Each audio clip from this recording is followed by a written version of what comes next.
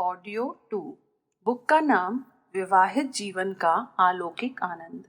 परिवार संस्था की उपयोगिता। परिवार सदैव एक से अधिक व्यक्तियों के मिलने से बनता है। पति और पत्नी तो होते ही हैं, साथ में पुत्र पुत्री, भाई बहन, माँ बाप, चाचा चाची, दादा दादी, सास ससुर आदि अनेक संबंधी भी रहते हैं। इन सब के बीच संबंधों की जो मधुरता व पवित्रता होती है, उससे परिवार में विशेष प्रकार की प्रसन्नता, उल्लास और चहल पहल का वातावरण बनता है। यदि पत्नी पति के बीच प्रेम और विश्वास की प्रगाढ़ता है, तो परिवार में सर्वत्र प्रेम, स्नेह, श्रद्धा व सेवा की भावना बनी रहेगी। बच्चे भी आज्ञाकारी होंगे, सभी एक दूसरे के हित की ही सोचेंगे और हित की ही करेंगे। तब यह स्थिति नहीं आएगी कि बाप बड़ा न भैया, सबसे बड़ा रुपैया। अपना स्वार्थ गौण रहेगा तथा परिवार में सबकी उन्नति के लिए स्वयं त्याग करने की भावना बलवती होगी। आत्मीयता, उदारता और सहयोग से सभी एक दूसरे की सेवा करते हुए परिवार में हर्ष उल्लास की सुगंध फैलाएंगे। परिवार में सभी एक दूसरे के प्रति स्नेह व सहयोग का भाव रखते हुए स्वयं कष्ट उठाने को तत्पर रहते हैं। पर स्त्री के त्याग का तो कहना ही क्या, वह तो त्याग की साक्षात मूर्ति है। पत्नी, बहन, बेटी, माँ, हर रूप में उसका त्याग परिवार को अलौकिक आनंद से भर देता है। हमारे देश में संयुक्त परिवार प्रणाली एक वरदान है और यह बचपन से ही गृहस्थ के उत्तरदायित्वों से परिचित करा देती है। आध्यात्मिक और भावनात्मक विकास की दृष्टि से भी उसका बड़ा महत्व है।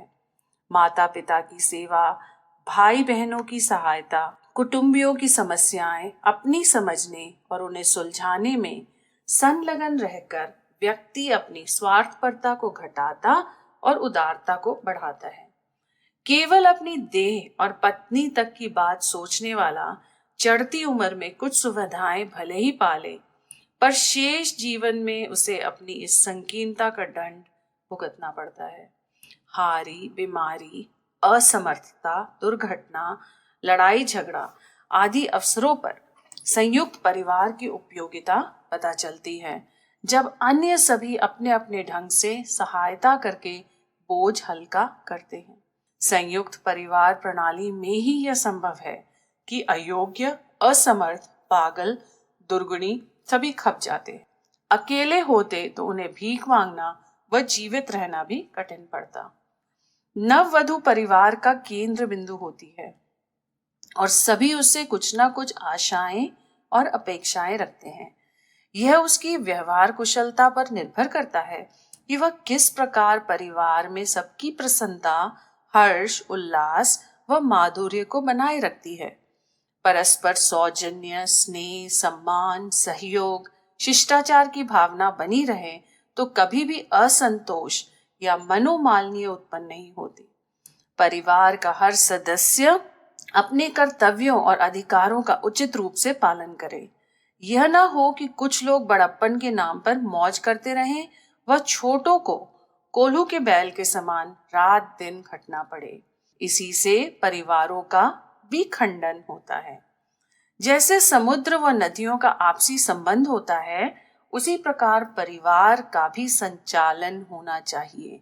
समुद्र संसार के सारे जल का स्वामी है। नदियों का जल भी बहकर उसी में आ जाता है, पर इस जल पर वह अपना एक अधिकार नहीं समझता। बादलों के माध्यम से संसार के कोने कोने में पहुंचाकर बरसा देते हैं और समस्त जीव जंतुओं के पालन पोषण का साधन बनता है। वधू से भी यही अपेक्षा होती है कि वह घर की समस्त सुख सुविधाओं की मालकिन बनकर सबका स्नेह, सम्मान प्राप्त करके समुद्र के समान धीर गंभीर भाव से परिवार के सभी सदस्यों के हित चिंतन को ही अपना परम सौभाग्य समझे।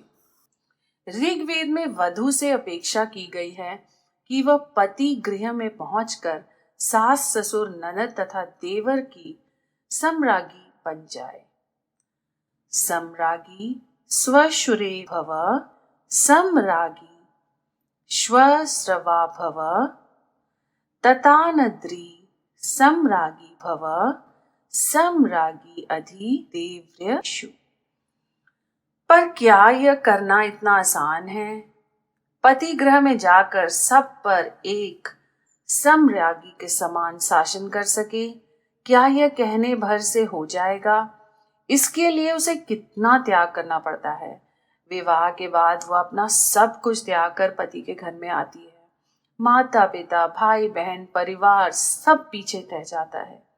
जहां उसने जन्म लिया, खेल कूद कर, पढ़ लिख कर यौवनावस्था में पैर रखा, वह सारा स्नेहल परिवेश वह हंसते हंसते त्याग देती है और एक अनजाने अपरिचित व्यक्ति के साथ नाता जोड़कर उसके घर पहुंचती है। इस त्याग से क्या वह नुकसान में रहती है? नहीं, उल्टे पति के लिए त्याग और सर्वस्व समर्पण द्वारा वो पति के परिवार की एक अति महत्वपूर्ण सदस्य बन जाती है। अब यही उसका परिवार हो जाता है, जहां वह गृह स्वामिनी के उच्च पद पर आसीन होती है, घर की मालकिन बन जाती है और घर का समस्त दायित्व उस पर आ जाता है। इस त्याग के कारण ही वह इस नए परिवार में अपने सास, ससुर, ननद, देवर सभी की सम्राज्ञी बन जाती। जिस प्रकार एक सम्राट अपने अधीनस्थ सभी राजाओं की सुख सुविधा व सुरक्षा की चिंता करता है और सब में सामंजस्य स्थापित करते हुए उन सभी की उन्नति का ध्यान रखता है, उसी प्रकार परिवार की मुखिया बनकर नववधू को भी उनकी सेवा, सुविधा, भोजन, वस्त्र आदि की समुचित व्यवस्था सुनिश्चित करने का गुरुतर भार उठाना पड़ता है। छोटे हो या बड़े, सभी का हित चिंतन उसका कर्तव्य बन जाता है। इन कर्तव्यों के निर्वाह के कारण ही वह गृह की स्वामिनी या सम्राज्ञी कहलाती है। सम्राज्ञी या स्वामिनी हो जाने का तात्पर्य यह नहीं है कि वह घर में सब पर अपना प्रभुत्व जमाए, वरन भाव यह है कि वह अपने कर्तव्यों की गुरुता को अनुभव करे, सबसे शिष्ट व्यवहार करे और बड़ों के अनुभव का लाभ उठाते हुए उनके निर्देशन में समस्त गृह कार्यों का संचालन करे। नए परिवेश में आकर वह अपने को सेविका ना समझे और उसमें किसी प्रकार की हीन भावना ना आने पाए। इसी से उसे सम्राज्ञी का गरिमामय पद दिया गया है। परिवार के सभी लोगों को भी उसे उचित मान सम्मान देकर स्नेह व प्रेम का व्यवहार करना चाहिए। पर आजकल अधिकांश व्यक्ति इस प्रेम में स्वस्थ दृष्टिकोण की अपेक्षा करके नववधू को यथोचित स्नेह प्रदान नहीं करते। नौकरानी समझकर सास, ननद व अन्य लोग हर समय उस पर हुक्म चलाते हैं। उसके अच्छे कार्यों में भी उन्हें दोष दिखाई पड़ता है।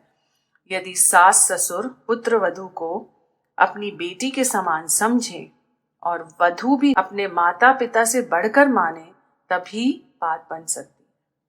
प्रश्न उठ सकता है कि पहले कौन करे, सास ससुर या पुत्र वधू? बड़े होने के नाते पहले सास ससुर को ही उसे अपनी बेटी के समान प्रेम व स्नेह से अनुपूरित करना चाहिए, जिससे उसके माँ बाप के विछोह से उत्पन्न हुई रिक्तता भर जाए। फिर तो दूने उत्साह से वह साम्राज्य के हित साधन में जुट जाएगी। यह दृष्टिकोण अपनाने में ही परिवार संस्था की गरिमा और उसकी सार्थकता है। सभी को इसे भली भांति समझ लेना चाहिए। पारिवारिक पंचशीलों का पालन। परिवार के सदस्यों में सुसंस्कारिता और सुहृदयता का बीज अंकुर हो, इसके लिए परिवार में कुछ सत् प्रवृत्तियों को विकसित और प्रचलित करने के लिए भी प्रयास किए जाने चाहिए। इस तरह की सत् प्रवृत्तियों में 5 प्रमुख हैं, जिन्हें पंचशील कहा गया है। ये पारिवारिक पंचशील हैं: सुव्यवस्था, नियमितता, सहकारिता, प्रगतिशीलता, शालीनता। इन्हें अपनाने से व्यक्ति, परिवार एवं समाज को उन विकृतियों से बचे रहने का लाभ मिलता है जो समस्त समस्याओं और विपत्तियों के लिए उत्तरदायी है। इन्हें अपनाने में सर्वोत्मुखी प्रगति का द्वार खुलता है और उज्जवल भविष्य के राजमार्ग पर चल पड़ने का अवसर मिलता है। इन पारिवारिक पंचशीलों का किस घर में किस प्रकार अभ्यास किया जाए, इसका कोई सर्वमान्य नियम नहीं बन सकता जो सब पर समान रूप से लागू हो, क्योंकि हर घर परिवार के सदस्यों की स्थिति अलग अलग होती है। अतः निर्धारण और क्रियान्वित के अनुरूप ही किया जाना चाहिए। यदि इन 5 विभूतियों से घर के प्रत्येक सदस्य को अलंकृत करने का प्रयास चलता रहे तो समय समय पर वे उपाय भी सामने आते रहेंगे कि किस में क्या कमी है और इस कमी को किस प्रकार पूरा किया जाए। प्रत्येक गृहस्वामी एवं गृहस्वामिनी को अपने परिवार में धार्मिकता का वातावरण बनाने तथा सभी सदस्यों के स्वभाव में 5 सत्प्रवृत्तियों पंचशीलों को सम्मिलित करने, उनके स्वभाव का अंग बनाने के लिए सतर्कता पूर्वक संलग्न रहना चाहिए। इसका सबसे कारगर और प्रभावशाली तरीका यही है कि पहले स्वयं का पालन किया जाए और अपने आचरण के द्वारा ही दूसरों को भी उन्हें अपनाने की प्रेरणा दिया जाए।